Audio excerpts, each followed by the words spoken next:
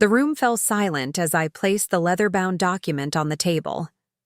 7 pairs of eyes stared at me with expressions ranging from disbelief to outright hostility. "Is this some kind of joke, Marshall?" my brother-in-law Vernon asked, his voice dripping with contempt. "I'd love to know which corner of the globe you're watching from. And if this story speaks to you, make sure to subscribe. Tomorrow's video is one you absolutely can't miss." I shook my head slowly. "It's as legal as the document you've all been following for the past 40 years. The difference is, this one includes my voice." My sister Rachel's hand trembled as she reached for the document. "You can't just create your own testament." "Actually," I replied calmly, "I did. And unlike Dad's original will, this one can't be manipulated to silence me." The family attorney, Mr. Dawson, cleared his throat. "I've reviewed Mr. Marshall Bennett's addendum. While unconventional, it is legally binding." That's when my oldest brother William slammed his fist on the mahogany table. "This is absurd. Dad would never have wanted this." I leaned forward, meeting his gaze steadily. "Dad never wanted a lot of things that happened after he died, including what you all did to make sure my opinion didn't matter anymore." Growing up as the youngest of 4 children in the Bennett family meant I was always fighting to be heard. My father, Edward Bennett, built a modest hardware store in Lakeside, Michigan into Bennett Building Supply, a regional chain of 27 locations across 3 states. Our family wasn't just comfortable, we were the definition of Midwest prosperity. Our sprawling Victorian home on Lake Michigan's eastern shore stood as a testament to my father's success. My childhood memories are filled with summer barbecues on our wraparound porch, the scent of pine from the surrounding woods, and my father's booming laugh echoing across the water.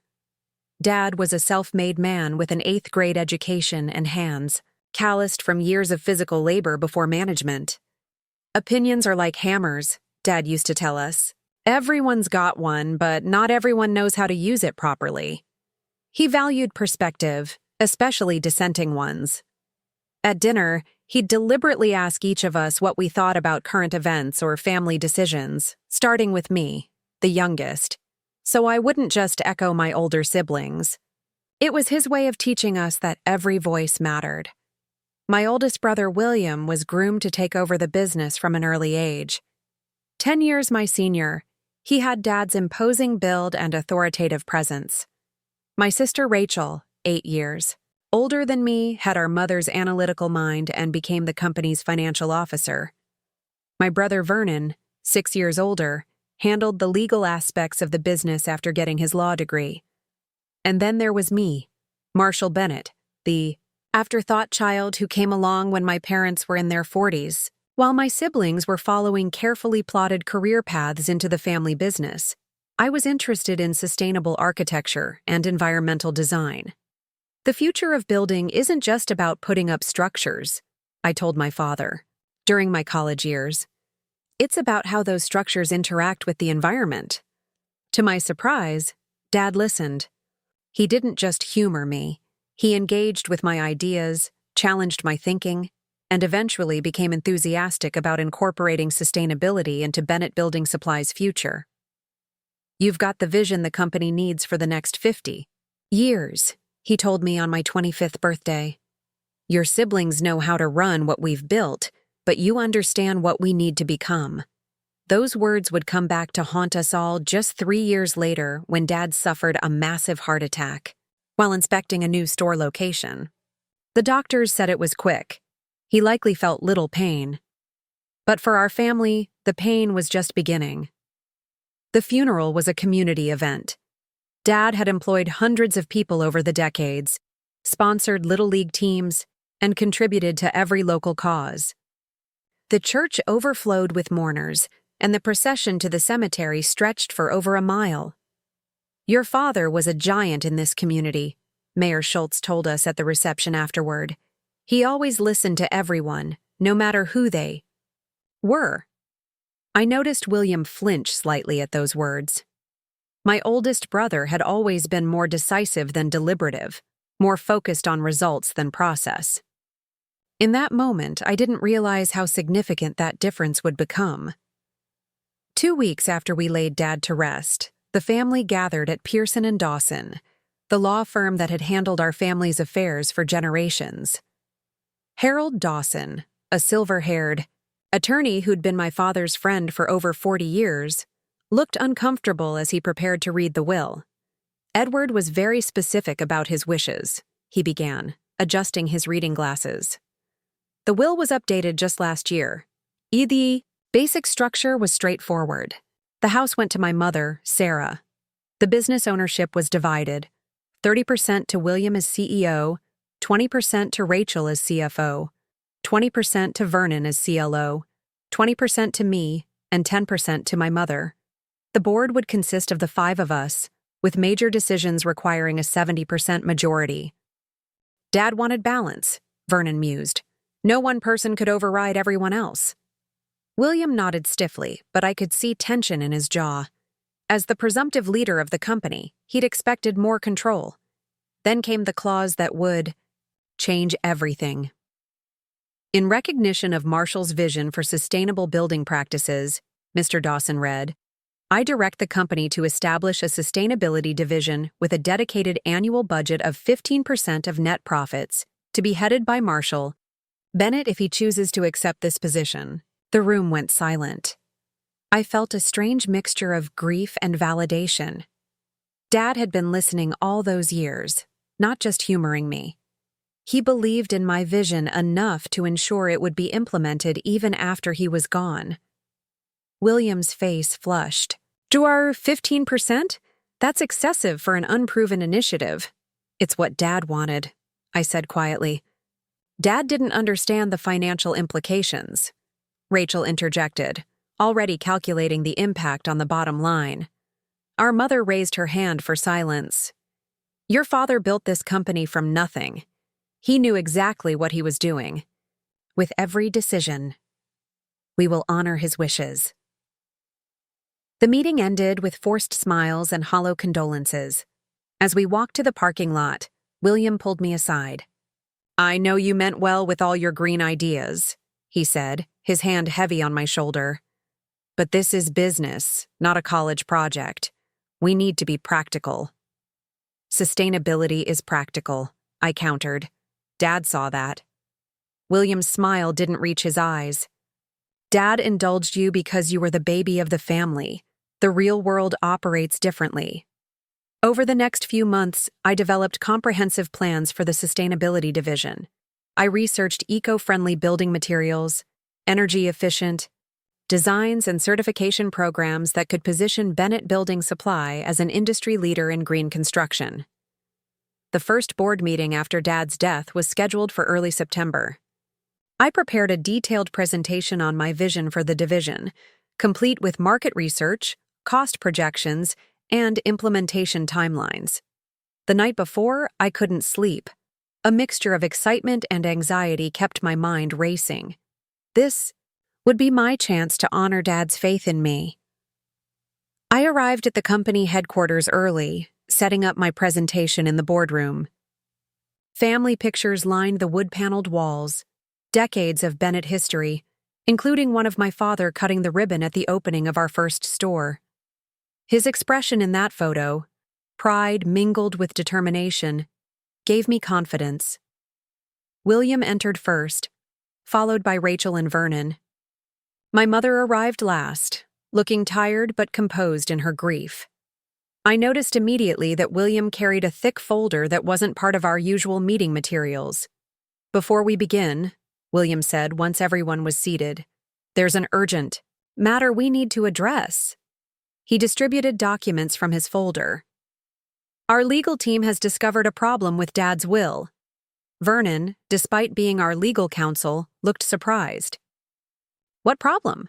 I reviewed it myself. William nodded to Rachel, who took over. We've had an independent financial audit conducted.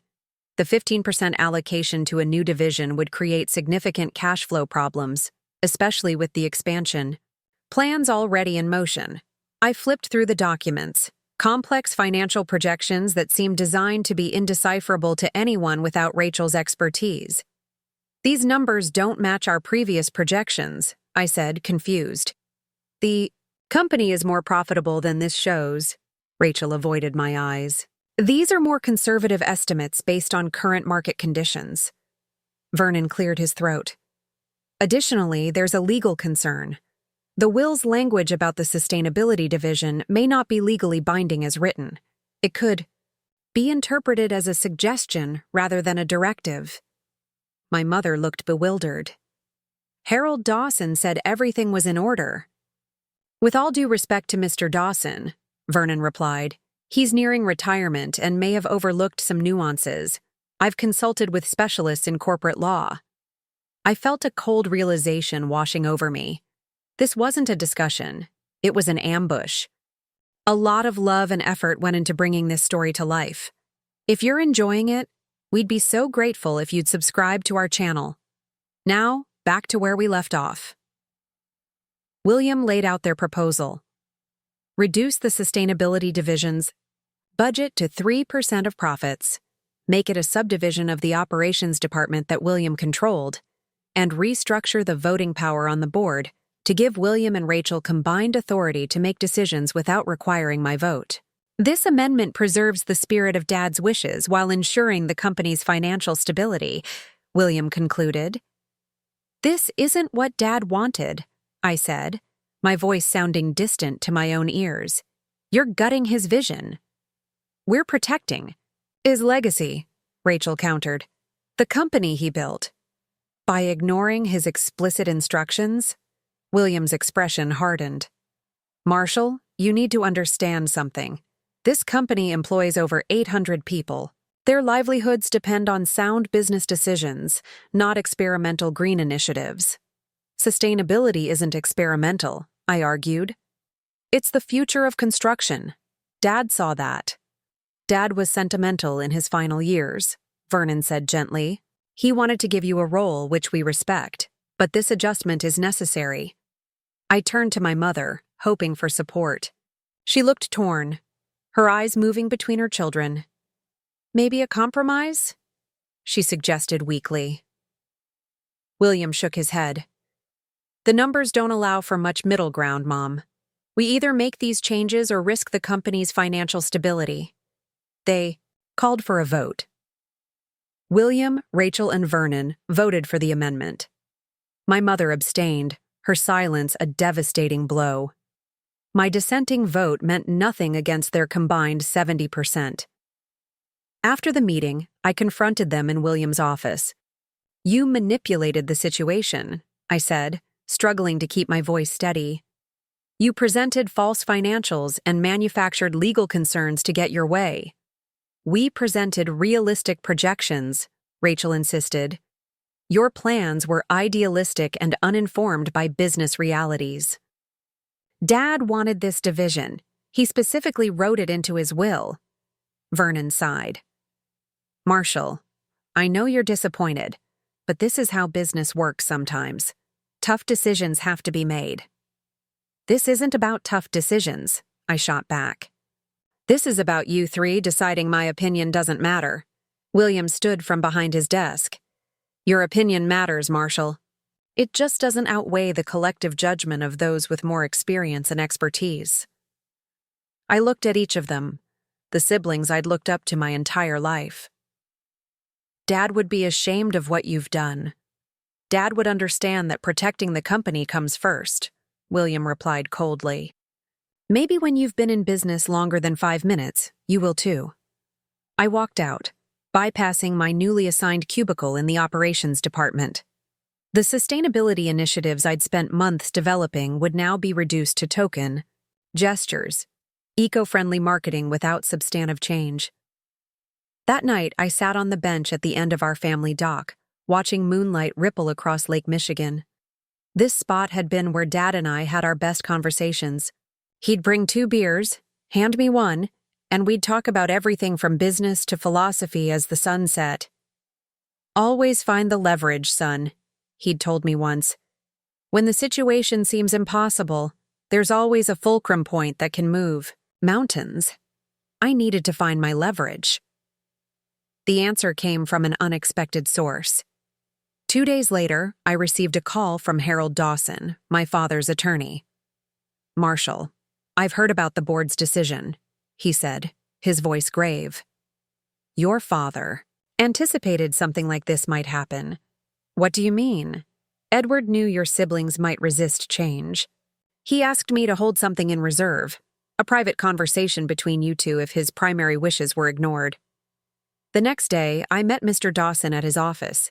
He looked frailer than I remembered, but his eyes were sharp as he handed me a BR sealed envelope with my name, written in my father's distinctive handwriting. "Your father recorded a video the day after he updated his will," Mr. Dawson explained. "He asked me to give this to you if the sustainability division was not implemented, as specified." Inside was a USB drive and a handwritten note. "Marshall, if you're reading this, they've chosen the path of resistance. Now it's time for you to show them the path forward. Dad." I inserted the USB drive into Mr. Dawson's computer. My father's face appeared on screen, healthy and vibrant. A painful reminder of our loss. "Marshall," he began, "if you're watching this, then William, Rachel, and Vernon have decided to override my wishes regarding the sustainability division." He sighed deeply. "I've known for years that they resist change, even when it's necessary. They've been excellent stewards of what I built, but they lack vision for what comes next. That's where you come in." Dad explained that he'd anticipated their resistance and had prepared a contingency plan. "In the old storeroom behind the original store is a safe. Only you and I know about it. I installed it myself during the first renovation. The combination is your birthday." He provided detailed instructions about documents inside that safe, a separate legal entity he had established called Bennett Future Holdings, which owned the patents to several proprietary construction methods and materials that Bennett Building Supply relied upon. "These patents are now yours to control, son. The licensing agreement with the company comes up for renewal next month. This gives you leverage." My father's expression softened. "I don't want you to use this to punish your siblings. Use it to bring them to the table as equals. Make them listen. Your vision matters, not just for our family, but for the future of the company and the communities we serve." The video ended with my father's familiar smile. "Remember," he concluded, "opinions are like hammers. Now I've given you the hammer. Use it wisely." Mr. Dawson turned off the computer. "Your father was a chess player, always thinking several moves ahead." "Did you know what was in the safe?"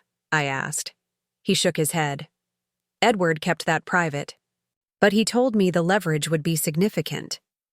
That evening, I drove to the original Bennett Building Supply store. The small red brick building where it all began now served mostly as a storage facility, though we kept a retail counter open for historical significance. The storeroom was dusty and cluttered with outdated displays and equipment. Following my father's instructions, I located the hidden safe behind a set of metal shelving units. My birthday opened it, just as he'd said. Inside was a leather binder containing legal documents, patent certificates, and a second handwritten letter explaining everything in detail. Bennett Future Holdings owned 12 key patents that the company used daily, including our most profitable proprietary concrete formulation and a unique truss design system that had become our signature offering. As I read through the documents, I realized the scope of what my father had done. He hadn't just given me leverage, he'd given me the power to bring the company to a standstill if necessary. This wasn't just about implementing sustainability initiatives anymore. This was about honoring my father's true legacy, his belief that every voice deserved to be heard, especially dissenting ones. The next day, I contacted Patricia Morgan, a respected environmental business attorney I'd met during my research. I explained the situation and showed her the documents. "Your father created quite the insurance policy," she remarked after reviewing everything. "These patents are crucial to your family's business operations." "I don't want to hurt the company," I clarified. I just want my siblings to honor our father's wishes." She tapped her pen thoughtfully against the documents. "Then let's draft what I call a New Testament, a legally binding agreement that honors your father's original intent while creating a path forward that all parties can accept." For the next 2 weeks, we worked tirelessly on creating a comprehensive document that would restructure Bennett Building Supply to include the sustainability division as my father intended, while also addressing my siblings' concerns about financial stability. I also reached out to several of our largest commercial clients. My father had introduced me to many of them over the years, and I knew several were implementing green initiatives of their own. The response was overwhelming.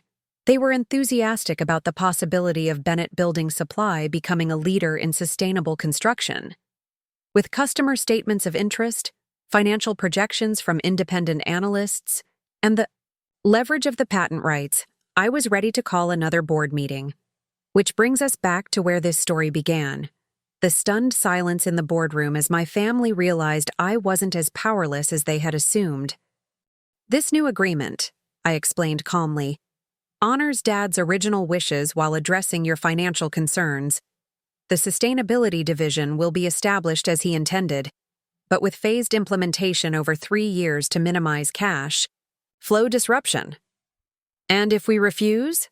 William asked, though the answer was clear from the patent documents in front of him.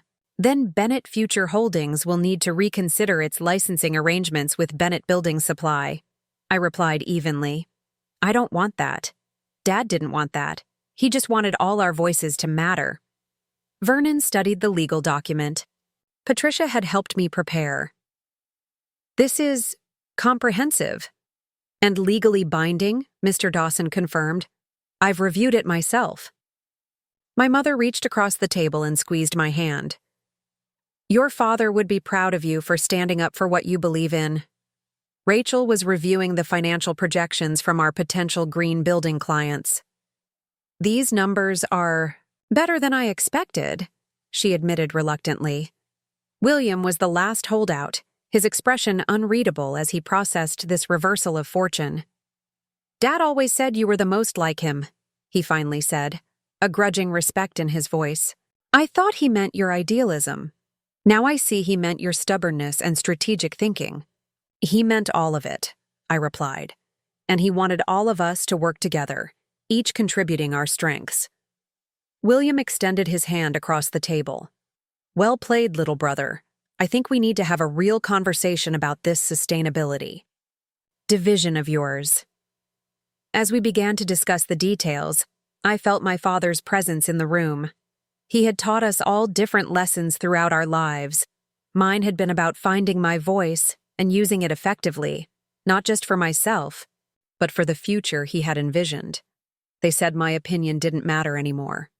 But with the legacy my father had carefully prepared, I had made my opinion legal in a New Testament that would guide our family business into the future. The months following our boardroom confrontation transformed Bennett Building Supply in ways none of us could have predicted. The New Testament, as everyone now called my legal document, became the blueprint for our family's reconciliation and the company's evolution. William surprised me the most.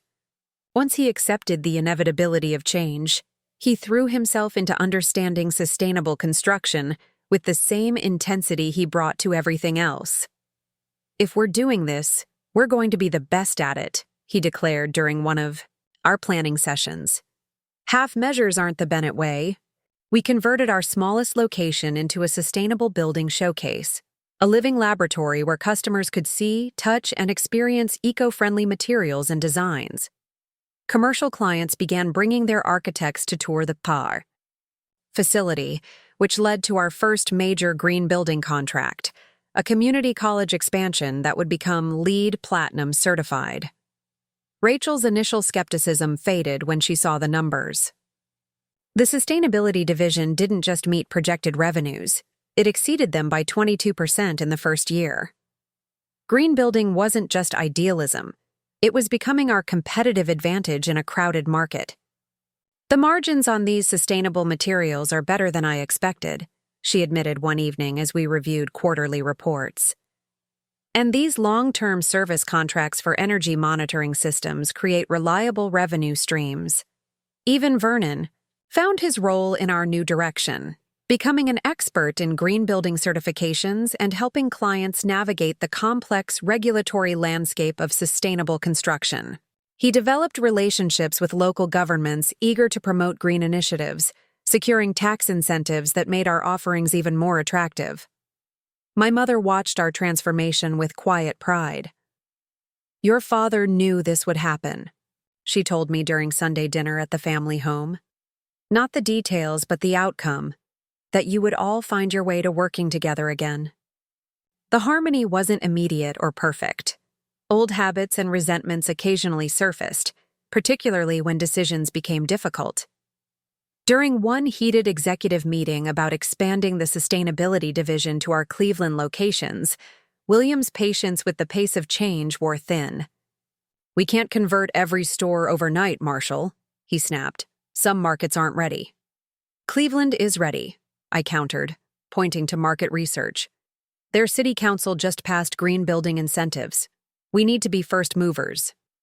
"First movers often make costly mistakes," Rachel interjected. The tension escalated until Vernon, who had been quietly listening, held up his hand. "What would Dad do here?" he asked simply.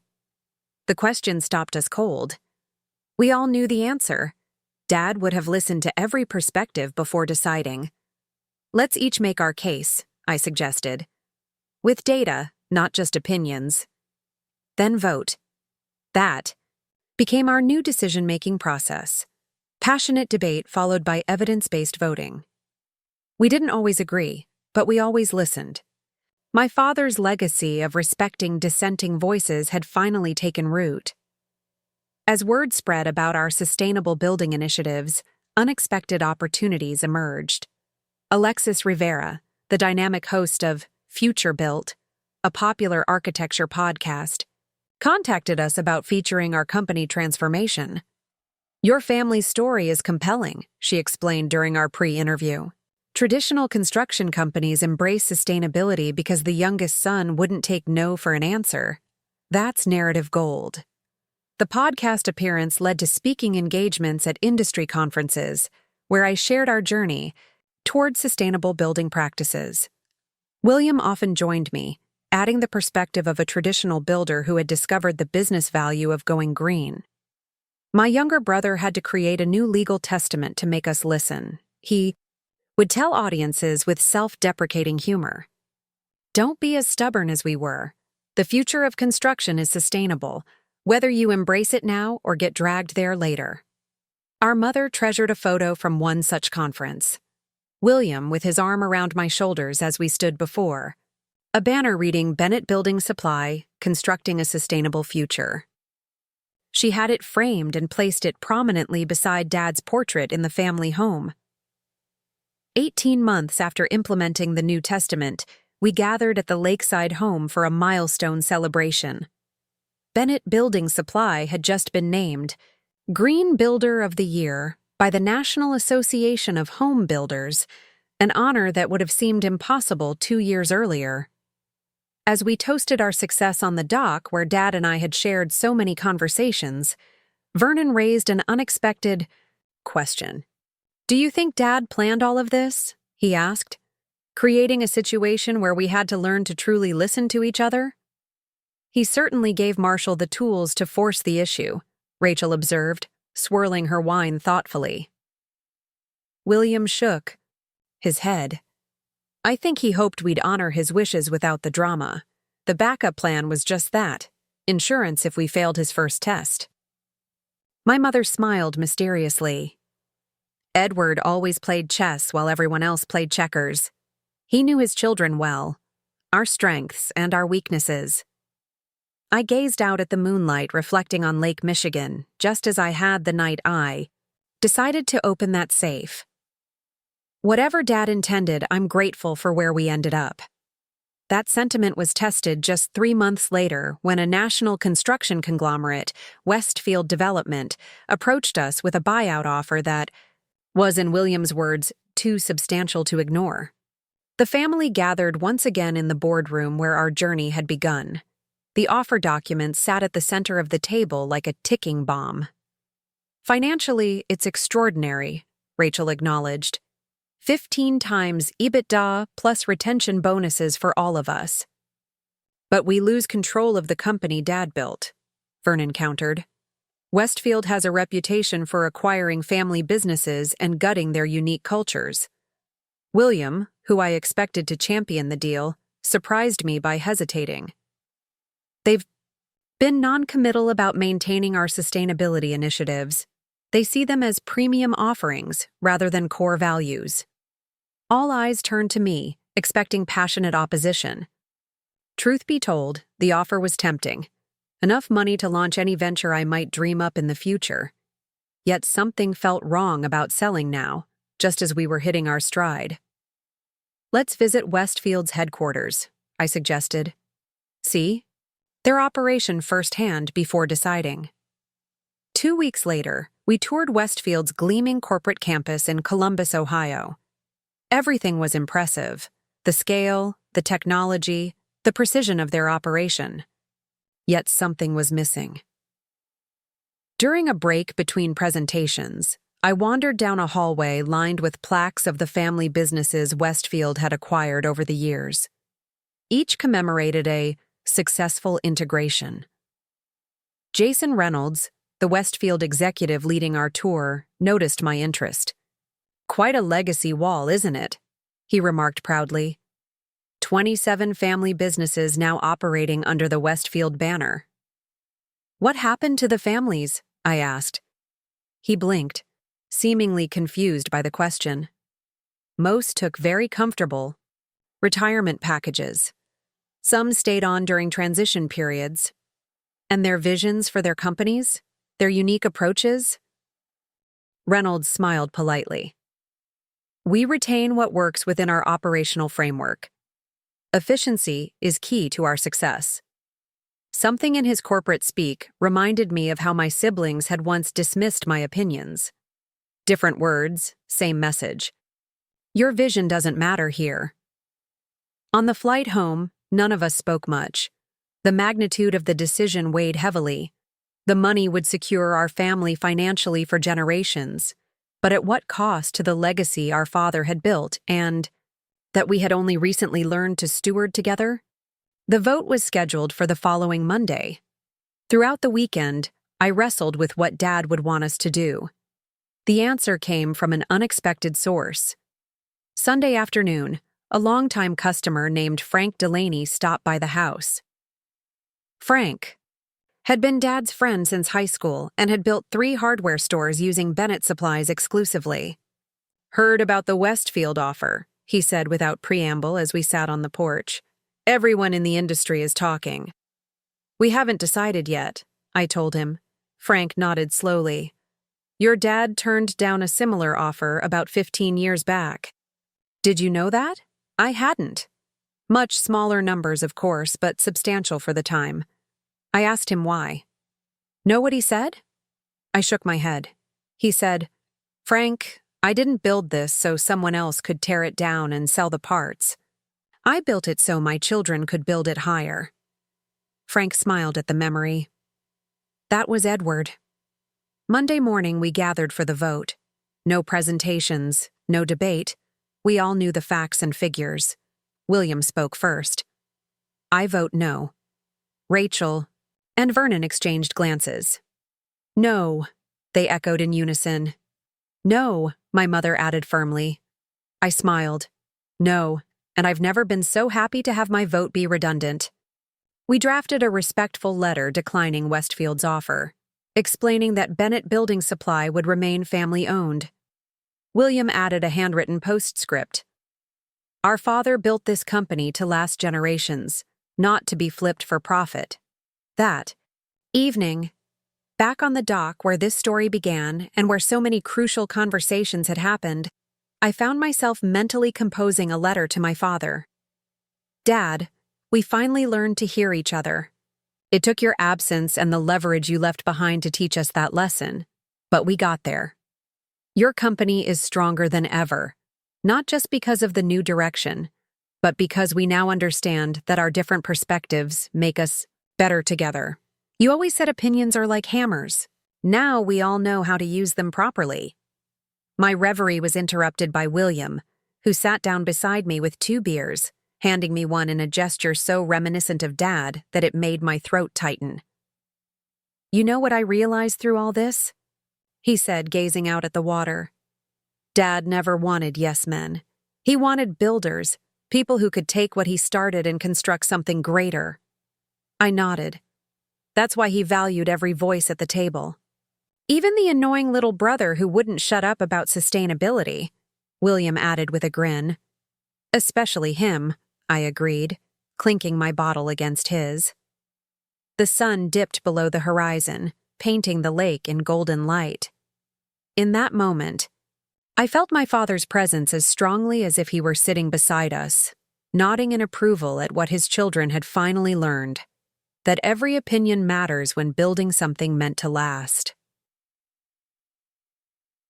5 years after the creation of the new Testament, Bennett Building Supply had evolved beyond anything we could have imagined. Our sustainability division wasn't just a department anymore. It had become the core philosophy driving every aspect of our business. Industry publications that once ignored us now featured our projects regularly. A profile in Architecture Today described us as the unlikely revolutionaries transforming Midwestern construction practices. The journalist seemed particularly fascinated by how a traditional family business had become an environmental pioneer. What the articles couldn't capture was how our transformation had rippled beyond business into our community. When historic floods hit Lakeside in the spring of 2023, we mobilized immediately, not just with donations, but with innovative solutions. "These modular emergency shelters are remarkable," Mayor Schultz commented as we installed rapid deployment housing units made from our sustainable materials. "How quickly can you produce more?" "We've retooled our Kenosha facility to manufacture exclusively these units until the crisis passes," William explained. Dad would have been proud of how William had embraced the challenge, working around the clock to coordinate our emergency response. Rachel, once the most fiscally conservative among us, had approved the operation without hesitation despite its impact on quarterly profits. "Some things matter more than the bottom line," she said simply. The flood response brought unexpected attention from Northeastern University's Climate Adaptation Center. Dr. Eliza Montgomery, their director, visited our headquarters to discuss potential collaboration. "What intrigues me," she remarked over lunch in our conference room, "is how your company managed to change course so dramatically. Most established businesses resist fundamental transformation, even when the data demands." I exchanged glances with my siblings. "We had a good teacher," I replied, "and a legally binding agreement that forced us to listen to each other." Dr. Montgomery laughed. "Ah, yes, the famous New Testament. It's becoming a case study in our business school." That conversation led to a formal partnership. Bennett Building Supply would help develop and test new disaster-resistant, eco-friendly building systems for communities vulnerable to climate change. In return, we'd have first implementation rights for commercial applications of their research. Vernon, reviewing the partnership agreement, whistled softly. "Do you realize what this means? We're not just a regional supplier anymore. This puts us on the national map." Our mother, watching our excitement with quiet satisfaction, later confided, "Your father always said the best business opportunities come from solving real problems. He would be so proud of where you've taken his company." As our profile rose, so did interest in our methods. Construction companies from across the country began reaching out about licensing our sustainable building systems. William, ever the strategist, saw a new pathway for growth. "We can't expand physically to every market," he explained during a strategy session, "but we can expand our impact through partnerships." This led to the creation of Bennett Building Network, a consortium of independent construction companies. implementing our sustainable methods under licensing agreements. Within 18 months, the network included 23 companies across 15 states. The annual Bennett Network Conference became a highlight of the construction calendar. At our third gathering, I watched with pride as Rachel delivered the keynote address to a ballroom filled with builders who had once scoffed at green construction. Sustainability isn't just about materials or energy efficiency, she told the audience. It's about building structures that serve communities for generations while respecting the environment that sustains us all. Her words could have come straight from my earliest proposals, the very ones she had once dismissed as impractical idealism. The journey had changed all of us. Our mother's health began to decline that winter. Age and the lingering grief of losing Dad had finally caught up with her. We took turns staying at the family home, ensuring she was never alone. During one of my overnight stays, I found her in Dad's study, looking through old photographs. "He kept all your sustainability research," she said, gesturing to a shelf lined with binders. "Even before he updated his will, he was collecting articles you sent him, studies that supported your ideas." I pulled down one of the binders, surprised to find newspaper clippings and printed emails dating back to my college years. Dad had highlighted passages and added notes in the margins, evidence of how seriously he had taken my ideas long before. I realized it. "Why didn't he implement these ideas while he was still running the company?" I asked. Mom smiled knowingly. "He told me once that some changes can only come from the next generation. His job was to build something sturdy enough to withstand transformation." In the spring, Mom's condition worsened. The family gathered at her bedside in the lakeside home, sharing memories and keeping vigil. On a clear May morning, she slipped away peacefully, reunited with Dad after 8 years apart. The funeral brought the entire community together once again. Employees past and present, customers, suppliers, and even competitors came to pay respects to Sarah Bennett, the quiet strength behind our family's success. Mayor Schultz, now in her third term, embraced each of us. "Your mother told me last year that her greatest pride was seeing how you all had learned to work together. She said it made losing your father bearable, knowing his greatest wish had been fulfilled." After the services, as guests gathered at the house, Patricia Morgan, the attorney who had helped me draft the New Testament, pulled me aside. "Your mother left something with me for you all," she said, handing me a sealed envelope. "She asked that you open it together when the time felt right." That evening, after the last guests had departed, the 4 of us gathered in Dad's study. William opened the envelope and unfolded a single page written in our mother's elegant script. "My dear children," he read aloud, "if you're reading this, I've gone to join your father. Before I do, there's something you should know." William's voice faltered slightly as he continued. "The hidden safe in the old store? Edward never kept it a secret from me. In fact, we planned that contingency together. Your father knew his direct approach wouldn't work with William, Rachel, and Vernon. They inherited his stubbornness, but not his openness to new ideas." Vernon let out a surprised laugh. Rachel looked indignant, then thoughtful. But he also knew Marshall would need help making his voice heard. "So we created Bennett Future Holdings together, transferring those patents slowly over years. Not because we didn't trust you 3 to run the company, we did, but because we knew Marshall's vision needed protection until you were ready to hear it." William continued reading, his voice growing steadier. "What has happened since?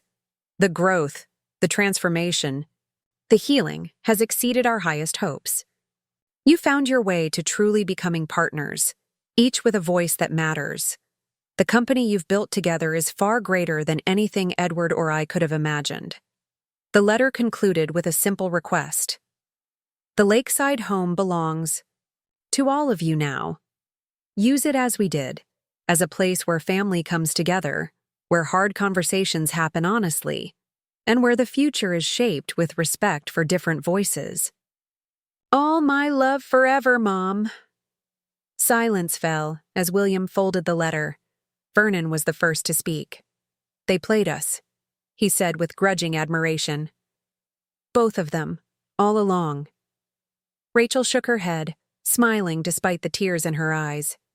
"They knew us better than we knew ourselves."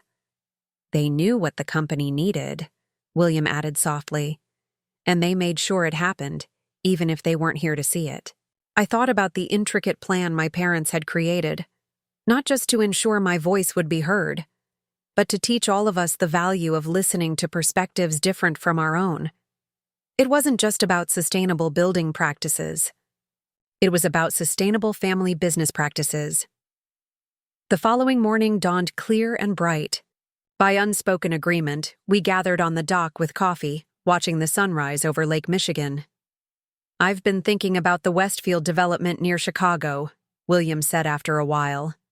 "The one that wants to be carbon neutral but can't. Find a builder who understands both traditional construction and true sustainability." Rachel nodded. "Their budget is substantial. It would be our largest project to date." "The regulatory hurdles are complex," Vernon added. "But I think we could navigate them." They all looked at me expectantly. "What?" I asked. William smiled. "It was your vision that got us here, Marshall. What do you think? Should we pursue this?" 5 years earlier, I had created a legal document, a New Testament, to force them to listen to my opinion. Now they sought it eagerly, recognizing its value without compulsion. "I think," I said slowly, "that Dad and Mom would say this is exactly the kind of challenge Bennett Building Supply was meant to take on." As the sun climbed higher, casting long reflections across the water, we began planning our next chapter. The company our father built and our mother protected had become something new in our hands, a living testament to the power of every voice at the table. They said my opinion didn't matter anymore. But through the wisdom of my parents and the journey we'd taken together, my siblings had discovered what Dad knew all along, that the strongest foundations are built when every perspective contributes to the design. That evening, as I prepared to leave the family home, I paused in Dad's study.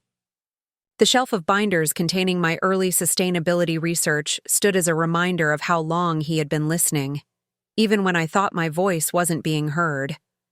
I placed my hand on the leather cover of one binder, feeling a connection, across time to the father who had valued my opinion enough to ensure it would shape our family's future. "We got there, Dad," I whispered. "Just like you planned." And somewhere, I was certain he was smiling. The decade marker since the creation of the New Testament arrived with an unexpected development. A prominent business magazine selected Bennett Building Supply as a finalist for their Century Vision Award, honoring companies poised to make a lasting impact for the next 100 years. "They're sending a film crew next week," Vernon announced during our monthly leadership meeting. "They want to document our operation for the awards ceremony." Rachel frowned. "We're competing against tech giants and pharmaceutical innovators. Construction isn't typically considered cutting edge." "That's exactly why they're interested," I explained. "We've reimagined one of humanity's oldest industries for a changing planet." The recognition was validating, but it also prompted reflection. After breakfast the following Sunday, I found William sitting alone on the deck of the lakeside home, nursing a cup of coffee while watching sailboats drift across the morning still water. "Thinking about the award?" I asked, joining him. He nodded. "Thinking about Dad, actually, and how differently this could have all turned out. A decade of working as true partners had smoothed the rough edges between us. William was still intense and driven, but he'd learned patience. I remained idealistic, but had developed a deeper appreciation for operational complexity. Sometimes I wonder," William continued, "what would have happened if you hadn't found that safe?" I'd wondered the same thing many times. "I probably would have left the company," I admitted. "Started something small on my own." "And Bennett Building Supply would have continued on its traditional path," William mused. "Profitable, respected, but ultimately unsustainable," I finished for him. He nodded, then surprised me with his next words. I owe you an apology that's 10 years overdue. For what? For dismissing your ideas. For saying your opinion didn't matter. He turned to face me fully. I was wrong in a way that could have cost us everything. The confession caught me off guard. We'd moved past those early conflicts through years of collaboration, but we'd never directly addressed the painful beginning. What brought this on? I asked. The award application asked about pivotal moments in our company history. I've been thinking about the boardroom showdown, how close we came to fracturing instead of transforming. Later that week, the film crew arrived. They captured footage of our operations, interviewed employees, and documented our sustainable building techniques. Their final shoot was a roundtable conversation with the 4 Bennett siblings in our original store, now converted into a museum and innovation center. Tell us about the company's turning point, the interviewer prompted. We exchanged glances, silently deciding who should tell the story. It began with resistance. William started, surprising us all by taking the lead. Marshall had a vision for sustainable building that the rest of us couldn't, or wouldn't, see. We told him his opinion didn't matter anymore, Rachel added candidly. We were so focused on preserving what our father had built that we couldn't see what it needed to become. Vernon picked up the thread. Then, Marshall discovered our father had left him a powerful lever, patent rights crucial to our operation. The interviewer turned to me. And you used that leverage to force your siblings to listen. I shook my head. Not to force them, to bring us back to equal footing. My father called it making my opinion legal again, ensuring I had a real voice at the table. And that changed everything? She asked. Not immediately, William answered. The real change came after we started truly listening to each other. After the film crew departed, I lingered in the old store, examining the artifacts of our company's evolution. The original hand tools our father had used, the first advertisement for Bennett Hardware, the framed New Testament in a place of honor. My phone buzzed with a text from Megan Chen, the brilliant engineer we'd hired to head our R&D department 5 years earlier. Emergency at the lab. Need you here ASAP. I drove directly to our research facility on the outskirts of Lakeside. Megan met me at the entrance, her expression an unusual mixture of concern and excitement. The Avalon project has hit a critical obstacle, she explained as we walked briskly through the facility. The Avalon project was our most ambitious undertaking yet, a building material derived from agricultural waste that could sequester carbon while providing structural integrity comparable to concrete. We'd invested 3 years and millions in development. In the lab, her team had gathered around a testing apparatus where a sample of the material had failed under pressure. The binding agent degrades under sustained load, Megan explained. We've tried 14 variations with the same result. The technical problem was significant, but something in her demeanor suggested there was more. What aren't you telling me? I asked. Megan glanced at her team, then back to me. We need to change direction completely. The agricultural waste approach is a dead end. My heart sank. The Avalon project wasn't just a product development initiative. It was central to our next phase of growth. The board had approved the investment. Based on my passionate advocacy, William had initially been skeptical, but had ultimately backed my vision. What alternatives do we have? I asked. That's why I texted you, Megan replied. One of our junior engineers has a completely different approach, using mining waste instead of agricultural residue. She introduced Darius Wells, a recent hire, who had been working on the concept in parallel with our main research. The molecular structure is more stable, he explained, pulling up microscopy images on a nearby monitor. And the carbon capture is actually superior. But it means starting over, Megan added. New processes, new equipment, new regulatory approvals. I studied the data, wrestling with the implications. After a decade of success, I developed enough confidence that admitting failure didn't threaten my self-worth. But this particular project had been my brainchild, my most passionate pitch to my siblings. "Have you run a full cost analysis on the pivot?" I asked. "Preliminary numbers suggest it would require an additional 30% investment beyond what's already been allocated," Megan responded. That night, I drafted a detailed assessment for the board, outlining both the failure of our current approach and the promising alternative. I didn't sugarcoat the miscalculation or the additional costs required. I ended the report with a clear recommendation: pivot to the mining waste approach immediately. My finger hovered over the send button. A decade ago, such an admission might have vindicated my siblings' original skepticism about my ideas. But we'd come too far for that old fear to govern my actions. The board meeting the following day was tense, but productive. William reviewed my report methodically, asking pointed questions that Megan and Darius answered with growing confidence. "This is a significant setback," Rachel noted, examining the financial implications. "The additional investment will impact this year's distribution to shareholders." Vernon raised concerns about the permitting process for using mining waste. "We'll need to navigate additional regulatory hurdles." I listened to their perspectives, noting how their questions weren't dismissals but genuine engagement with the issue. When they had finished, I offered my final thoughts. "I believe in this pivot. The potential upside justifies the additional investment and regulatory complexity, but I'll support whatever decision the board makes." William studied me for a long moment. 10 years ago, you would have fought us tooth and nail if we hesitated." I smiled ruefully. 10 years ago, you wouldn't have seriously considered the proposal in the first place." He nodded, acknowledging how far we'd all come. "Let's put it to a vote." The decision was unanimous in favor of the pivot.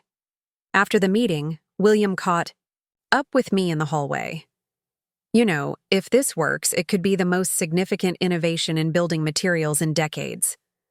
"And if it fails?" I asked.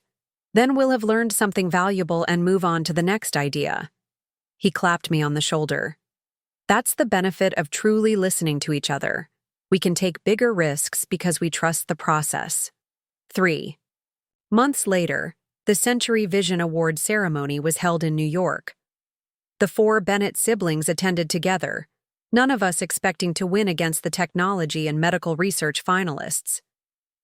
When they announced Bennett Building Supply as the winner, the audience seemed as surprised as we were.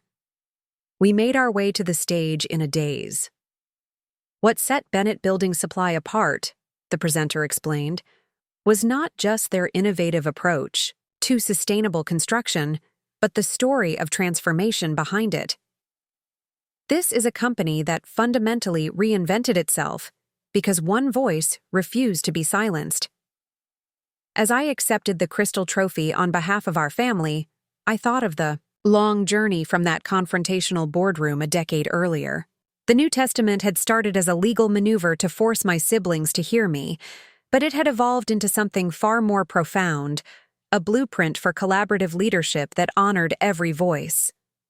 "This award represents not just what we've built," I told the audience, "but how we built it, by recognizing that the best decisions emerge when every perspective contributes to the conversation." Later that evening at the reception, a young entrepreneur approached me. "I'm facing a similar situation with my partners," she confided. "They're dismissing my ideas about the direction our startup should take. Any advice?" I considered her. "Question carefully, document your vision clearly, find leverage if you need it. But remember, the goal isn't to win. It's to create a table where everyone's voice holds equal weight." As she walked away, William joined me with 2 glasses of champagne. "Giving away our secrets?" he teased, handing me one. I smiled. "Just sharing what Mom and Dad taught us the hard way." We toasted silently to our parents, whose well-laid plan had forced 4 stubborn siblings to learn the most valuable lesson in business and in life: that no single perspective holds all the answers, and the strongest futures are built when every voice matters. The New Testament that had once seemed like a power play had become our family's covenant, a commitment to hear each other, challenge each other, and build something greater together than any of us could have created alone. 15. Years after the New Testament changed everything, Bennett Building Supply faced its greatest challenge yet. The Avalon Project, our revolutionary building material made from mining waste, had succeeded beyond our expectations. The carbon-sequestering properties combined with its durability had made it the gold standard for sustainable construction across North America. But success brought unexpected complications. A multinational corporation, Geotech Industries, claimed our process infringed on their patent for a similar material. The lawsuit they filed threatened not just the Avalon Project, but potentially the entire company. Their patent was filed 3 months before ours, Vernon explained during an emergency board meeting. But our research predates theirs by at least a year. Can we prove that timeline? William asked, the lines around his eyes deepening with concern. Vernon exchanged glances with our legal team. That's the challenge. Much of Darius's early work wasn't formally documented according to patent standards. All eyes turned to Darius Wells, who had risen to become our Chief Innovation Officer. The brilliant engineer who had proposed the mining waste alternative had grown into a respected leader, though his tendency to prioritize innovation over documentation remained a constant challenge. I have my original notes and prototypes, Darius offered, but they weren't witnessed or notarized in a way that would satisfy the court. Rachel, now in her 60s but sharp as ever, studied the financial reports. If we lose this lawsuit, the damages would exceed $200 million, plus we'd lose exclusive rights to our most profitable product line. The air in the boardroom grew heavy with the weight of this threat. After 15 years of unprecedented growth and impact, we faced a crisis that could unravel everything we'd built together. William, his hair now more silver than brown, stood to address the team. We've overcome challenges before. Let's approach this methodically. The methodical approach revealed disturbing information. Our investigators discovered that Geotech's R&D director had attended a sustainability conference where Darius had presented early concepts for the Avalon material. Notes from that presentation, though not detailed enough for direct replication, could have provided the conceptual spark for Geotech's research. It's circumstantial, our head legal counsel advised. Not enough to definitively prove they stole our concept. As weeks passed, the situation grew more complex. Geotech offered a settlement. They would drop the lawsuit if we agreed to pay a licensing fee for using their technology, effectively acknowledging their claim and surrendering our independence. It's extortion, William fumed during a strategy session at the lakeside home. But fighting them could cost even more if we lose. Vernon had assembled a team of patent attorneys from across the country. Their assessment was sobering. Our case had merit but came with significant risk. Throughout these discussions, I found myself strangely quiet. My siblings noticed. "You've barely weighed in," Rachel observed one evening as we reviewed depositions. "What are you thinking, Marshall?" I'd been wrestling with a radical idea, one that ran counter to conventional business wisdom but felt increasingly like our only viable path. "What if we don't fight to keep the patent?" I suggested. The room fell silent. "Are you saying we surrender to Geotech?" William asked incredulously. "No," I clarified. "I'm suggesting something more drastic. What if we open source the Avalon technology?" Vernon nearly choked on his coffee. "Voluntarily give up our competitive advantage? The technology that generates 40% of our revenue?" I nodded. "Consider the bigger picture. Our mission has always been to transform construction into a force for environmental good. The impact would be greater if every builder could use this technology." Rachel, ever practical, shook her head. "The shareholders would revolt." "Not if we position it correctly," I countered. "This isn't just about one patent fight. It's about who we've become and what we stand for." The debate lasted well into the night. By morning, we hadn't reached consensus, but a seed had been planted. Over the following weeks, we explored the implications of my proposal from every angle. William commissioned a long-term financial analysis. Vernon consulted with intellectual property experts about the legal structure of an open-source building material. Darius and his team examined how we might maintain a competitive edge even without exclusive rights to the Avalon formulation. We could focus on application expertise, he suggested, consultation services, specialized equipment for optimal installation, training programs. The discussion expanded beyond our immediate circle. We consulted with industry leaders, environmental experts, and even our largest clients. The perspectives were diverse, passionate, and often contradictory. Exactly the kind of robust debate our father had valued. 3 months into the crisis, we convened a special board meeting at the original hardware store where Bennett Building Supply began.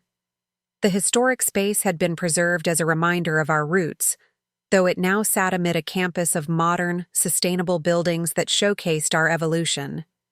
"Before we vote," William said, "I want to acknowledge something. 15 years ago, we faced a different kind of crossroads. Marshall created the New Testament because we wouldn't listen to his vision. Today, we're all listening to each other, truly listening. And that's how I know whatever we decide will be right for the company." The vote was scheduled for noon. At 11, an urgent call came from our legal team.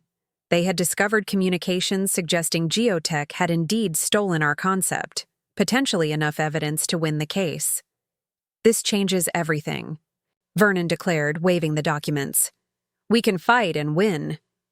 "Or," Rachel countered, surprising us all, "it changes nothing. We still need to decide what kind of company we want to be for the next 15 years. William turned to me. "Marshall, you've been the conscience of this company since the beginning. What do you think we should do?" The question hung in the air. Once upon a time, my siblings had dismissed my opinion as irrelevant. Now they sought it at the most critical juncture in our company's history. "I think we should put it to a vote," I replied, "just as we've done since the New Testament taught us the value of every voice." The deliberation was thorough, the arguments passionate but respectful. When we finally voted, the decision was unanimous but unexpected. We would pursue a hybrid approach.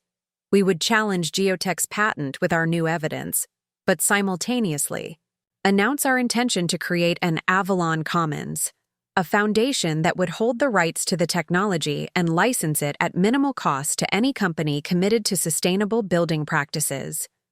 "We're not giving away the store," William explained to shareholders the following week. "We're expanding the marketplace. Bennett Building Supply will transition from being merely a provider of materials to becoming the leader in sustainable building knowledge and implementation." The announcement sent ripples through the industry. Some analysts predicted disaster. Others recognized the strategic vision.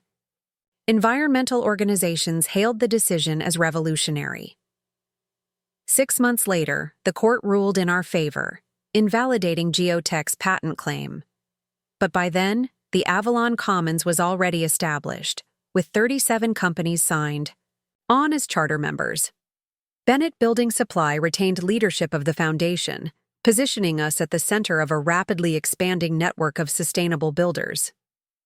"We've created something bigger than just our company," Rachel observed at the foundation's launch event. "We've created a movement." The transformation wasn't without challenges.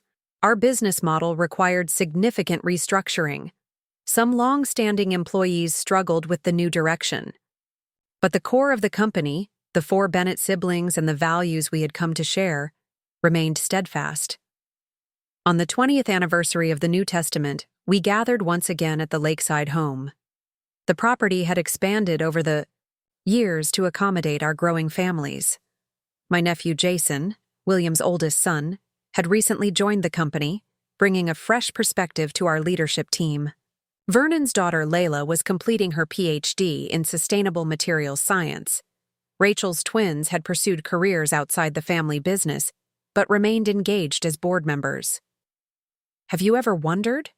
Vernon asked as we watched the sunset. From the expanded deck, what would have happened if Marshall hadn't discovered that safe? If Dad hadn't left that contingency plan? "I think about it all the time," William admitted. "Would I have ever recognized the value of Marshall's vision without being forced to consider it?" "You might have," I offered generously. Rachel laughed. "Let's be honest. We were all too stubborn. Dad knew exactly what he was doing with that New Testament." As dusk settled over the lake, Jason approached with a leather portfolio. "I found this in Grandpa's study," he explained, placing it on the table between us. It was hidden in a compartment in his desk. Inside was a handwritten letter dated just days before his death, addressed to "My children 20 years later. William." "Read it aloud," his voice thick with emotion. "If you're reading this, then the New Testament worked. Marshall found the leverage I left him. You all found a way to hear each other. The company has likely evolved in ways I couldn't have imagined.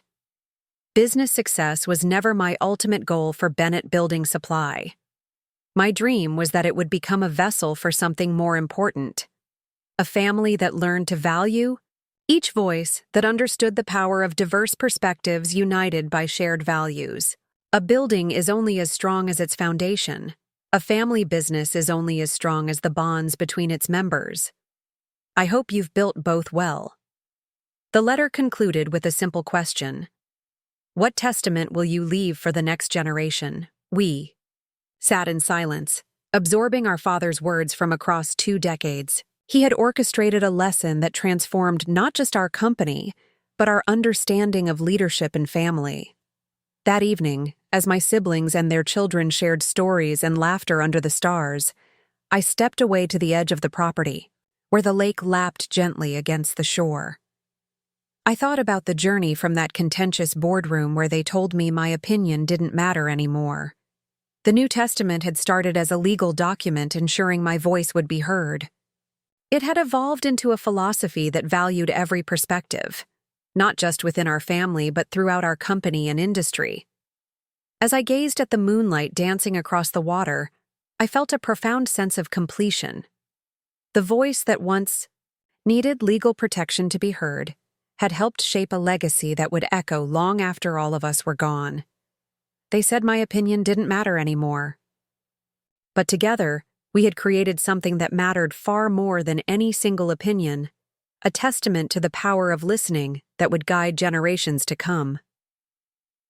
The 25th anniversary of the New Testament coincided with my 60th birthday. The milestone prompted significant transitions within Bennett Building Supply. William, now 70, had stepped back from daily operations to serve as chairman emeritus. Rachel had reduced her involvement to focus on the Bennett Family Foundation, a philanthropic organization she'd established to support sustainable community development. Vernon divided his time between the company and teaching business ethics at Northwestern University. For months, succession planning had dominated our discussions. The company had grown beyond anything we could have imagined, from a regional building supply chain to a global leader in sustainable construction with operations on 4 continents. The Avalon Commons, our open-source materials initiative, had transformed industry standards worldwide. "The next generation needs to chart their own course," William insisted during a leadership retreat at a solar-powered conference center we'd built on the northern edge of our lakeside property. The next generation was well represented in our expanded leadership team. William's son Jason had proven himself as Chief Operations Officer. Vernon's daughter Layla headed our research division after completing her PhD. Rachel's twins, though pursuing careers outside the company, contributed valuable outside perspective as board members. And then there was Eliza, my adopted daughter. At 32, she had established herself as a visionary in her own right, developing community-centered design protocols that had won international recognition.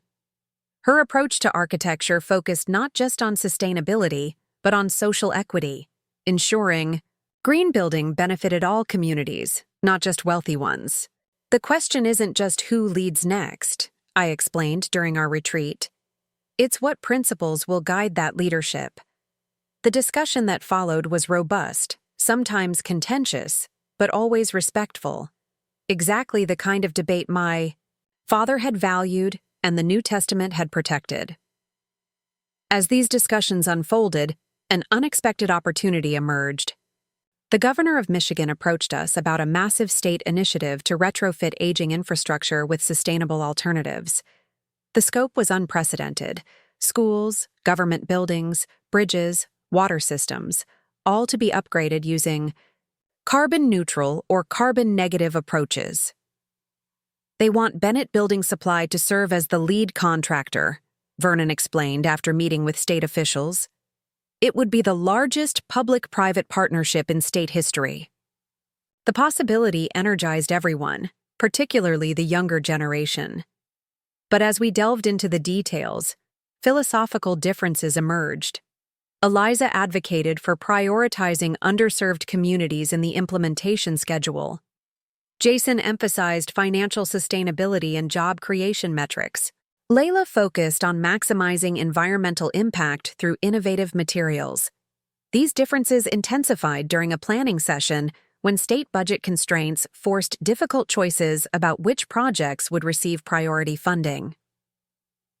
Schools and community centers should come first, Eliza argued passionately. They serve vulnerable populations who need healthy, efficient buildings the most. Jason shook his head. The economics don't work unless we balance high-visibility projects with high-margin components. The transportation hubs need to come first. They'll generate the revenue stream that makes everything else possible. From an environmental perspective, water infrastructure creates the greatest carbon offset, Layla countered, backing her position with research data. The debate continued for hours, growing increasingly heated. I noticed William, Rachel, and Vernon exchanging knowing glances as the younger generation replicated patterns we had once enacted ourselves. That evening, as the retreat participants enjoyed dinner in the main lodge, the 4 original Bennett siblings slipped away to the small cabin where our parents had spent summer weekends during our childhood. The rustic structure remained largely unchanged, a deliberate preservation of our roots amid the company's evolution.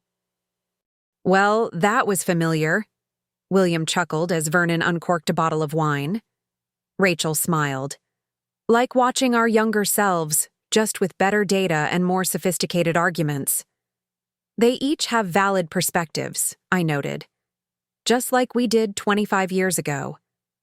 Vernon raised his glass. To the New Testament. Without it, we might never have learned to value those different perspectives. As we reminisced about our journey, a realization crystallized. The next generation needed their own version of the New Testament, not an adversarial legal document forced by circumstance, but a deliberate framework for ensuring every voice contributed to the company's future.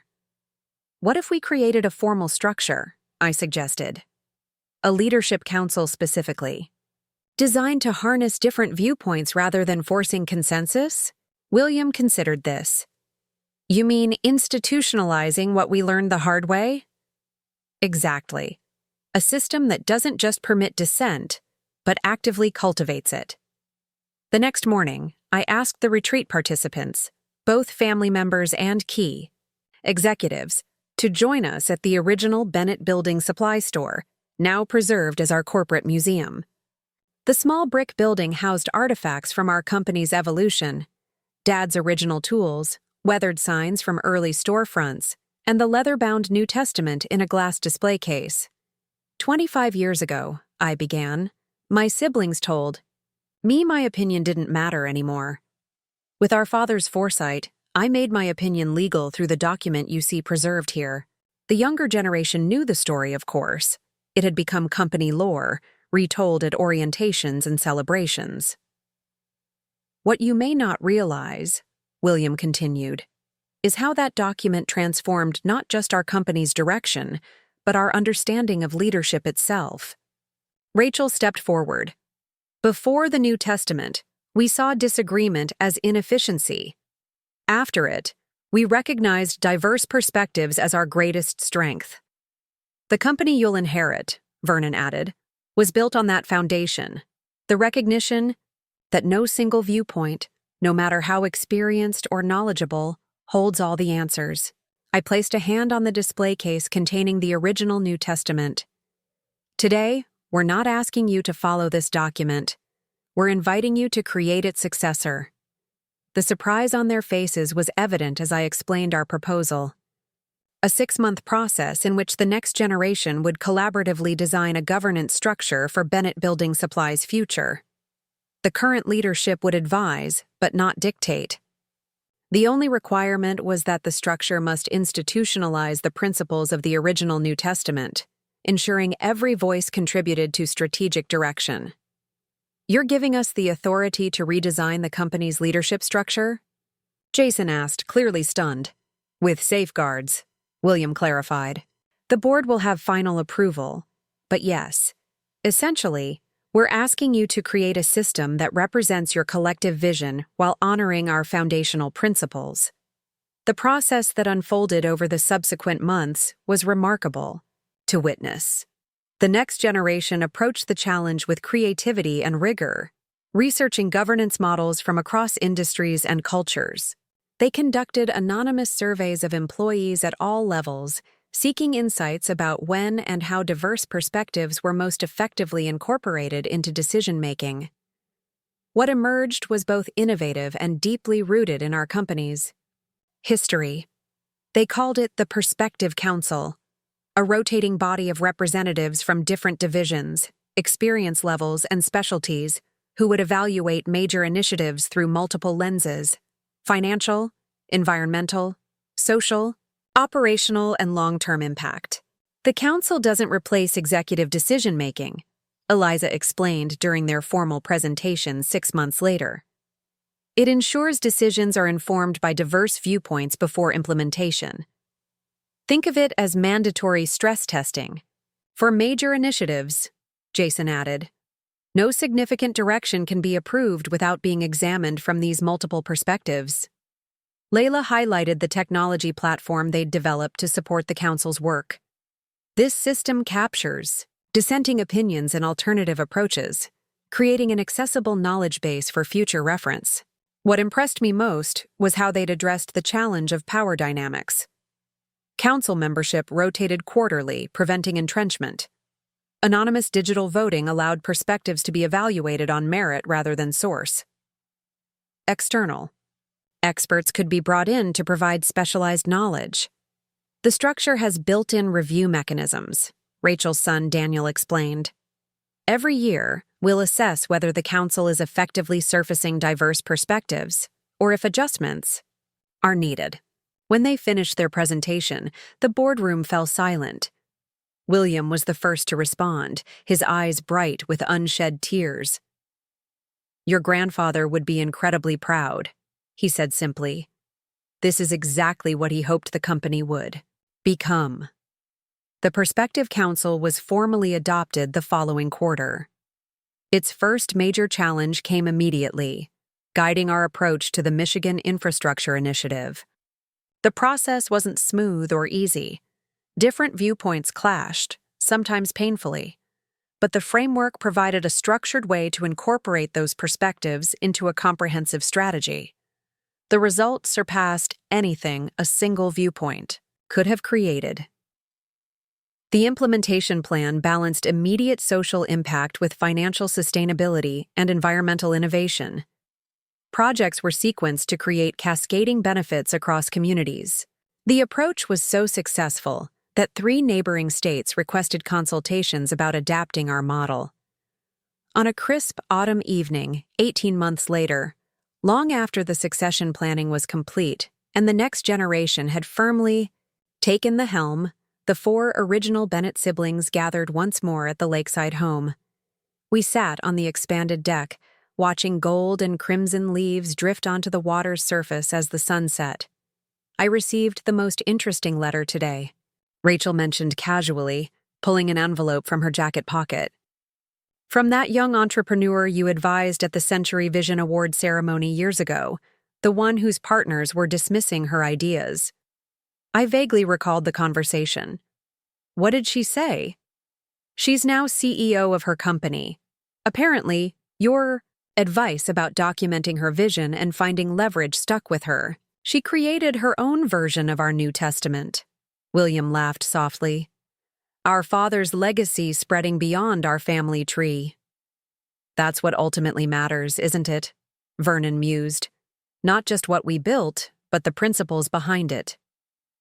As darkness fell and stars emerged above the lake, I reflected on the long journey from that contentious boardroom where my siblings had told me my opinion didn't matter.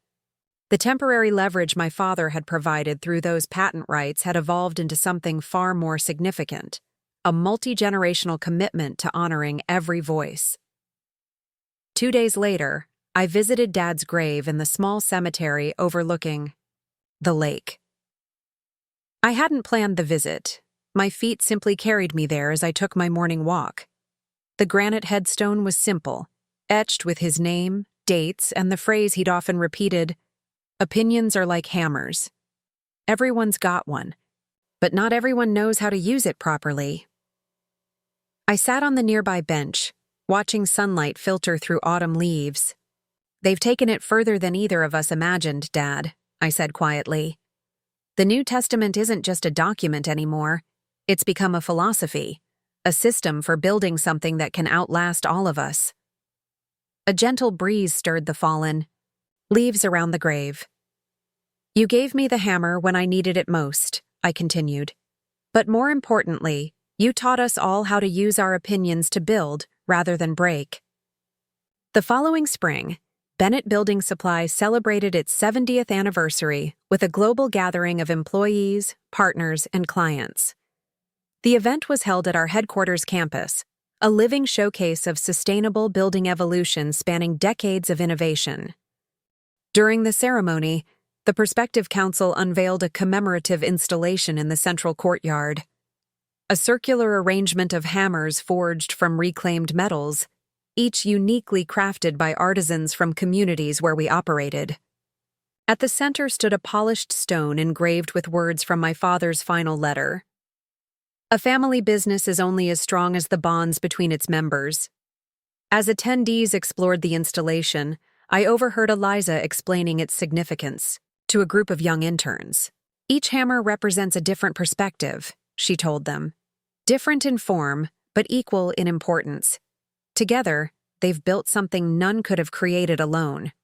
I smiled, recognizing how completely she had embraced the principle that had transformed our company. Later that evening, after most guests had departed, I found myself alone in the courtyard. I ran my fingers over the hammers, feeling the unique textures and contours of each piece. In their diversity and collective purpose, they perfectly embodied the legacy of the New Testament. My phone buzzed with a message from William. "Family. Gathering at the lake this weekend. Jason and Layla want to discuss expanding the Avalon Commons model to developing nations." I texted back. "Should be an interesting conversation. Multiple perspectives guaranteed." His response made me laugh. Out loud, as Dad would say, "Bring your hammer." Standing there among the symbolic hammers, I felt a profound sense of completion. The opinion that once required legal protection to be heard had helped forge a legacy of listening that would endure long after all of us were gone. They said my opinion didn't matter anymore. But through perseverance, principle, and the wisdom of a father who understood his children better than they understood themselves, that dismissed opinion had become the cornerstone of something remarkable.